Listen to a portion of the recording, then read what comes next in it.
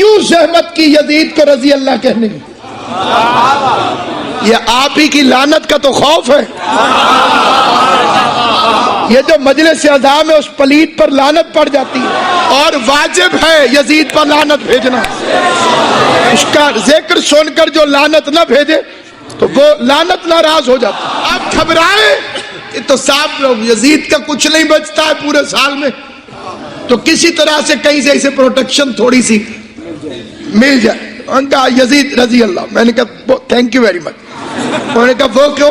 میں نے کہا آپ نے یزید کو رضی اللہ کہہ کے خود رضی اللہ کو مشکوک کر دیا. اب اسے تو عزت ملنے والی ہے نہیں، اب ہر کوئی سارے رضی اللہ چیک کرے گا. اور وہ جو ایک یہودیت کا پروپیگنڈا ہے اور جو مرزائیت کی سازش ہے شیعہ سنی مسلمان بھائیوں کے خلاف، آیت اللہ خمینی رحمت اللہ علیہ کا فرمان ہے کہ شیعہ اور سنی اسلام کے ایک جسم کے دو بازو ہیں، ایک چہرے کی دو آنکھیں. الف بے میں بھی اکٹھے ہوتے ہیں، سین اور شین، خالی 3 نقطوں کا فرق ہے.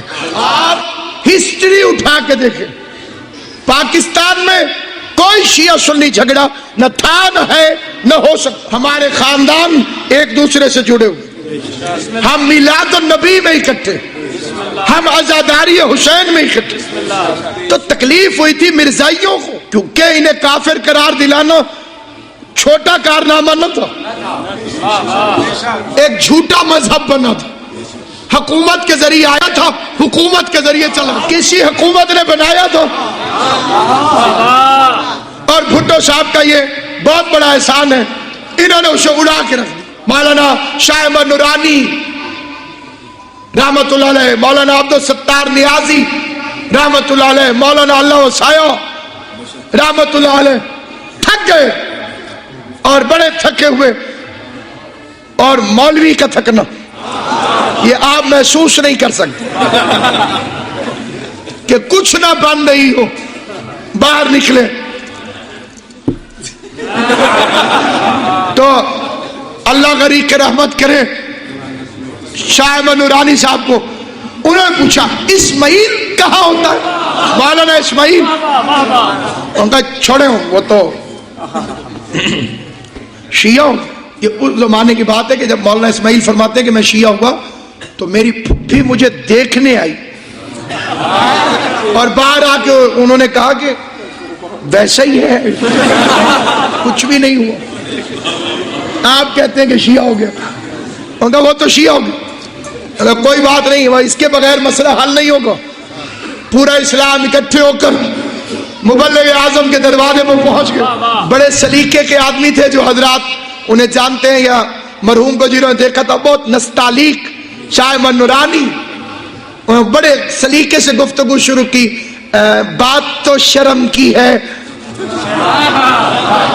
لیکن مجبوری ہے. اسلام، اسماعیل صاحب نے کہا نورانی صاحب شرم والی کون سی بات ہے، بزرگوں کی سنت ہے. وہ بھی جب مشکل پڑتی تھی علی کے دروازے پر آ، جب مشکل پڑتی تھی علی کے دروازے پہ آ جاتے تھے. پہنچے مبلغ اعظم اور چیئرمین بھٹو نے جب حسین کے ذاکر کو آتا دیکھا تو روب دیکھ کر اٹھ کے کھڑے ہوئے اور ساتھ میں پوری مرزائیت بھی کھڑی ہو گئی.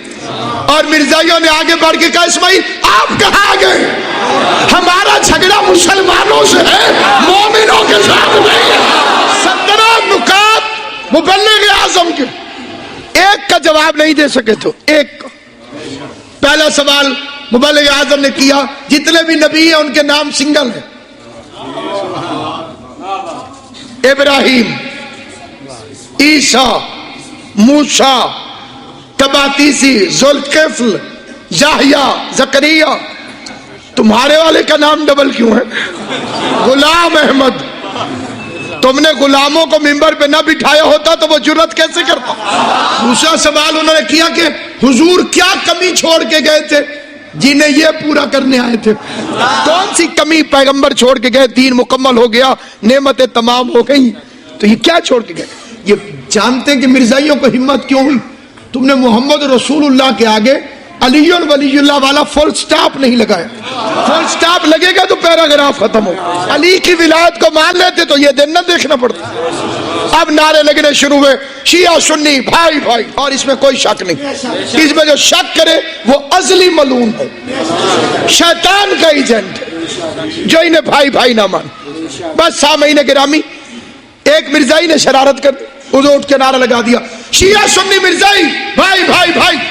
ردیف کافیہ ساری مل گئی, بندوں کی ہوائیاں اڑ گئی, اب کیا ہو. اور وہ اکیلے ہی شوش و خروش میں اٹھ کے شیعہ سنی مرزائی بھائی بھائی بھائی. اسے لوگوں نے پکڑا تو اس نے کہا کیا غلطی کی ہے میں, تم بھائی بھائی کیسے ہو شیعہ سنی, تم میں اختلاف نہیں. اگر تم شیعہ سنی اتنے اختلافات کے باوجود آپس میں بھائی بھائی ہو سکتے ہو تو ہم نے بھی تو ایک اختلاف ہی کیا, ہمیں بھی قبول کر لیں. اس اختلاف کے ہوتے ہوئے سارے مولوی چپ ہو گئے اور منبر پر علامہ حضرت سمجھیتی تشریف لائے. ان کا بکواس کر رہے ہو تم, یہ نعرہ غلط ہے. اس نے وہی فکر زیدی صاحب سے کہا آپ شیعہ سنی میں اختلاف ہے, جیسا میں بالکل ہے, ہم میں بھی ایک اختلاف ہے, بھائی بھائی مان لیں. زید صاحب نے کہا نبی ہوتا ہے امت کا باپ, ہم دونوں کا باپ ایک ہے, تمہاری ماں نے قسم ہی دوسرا کر دیا.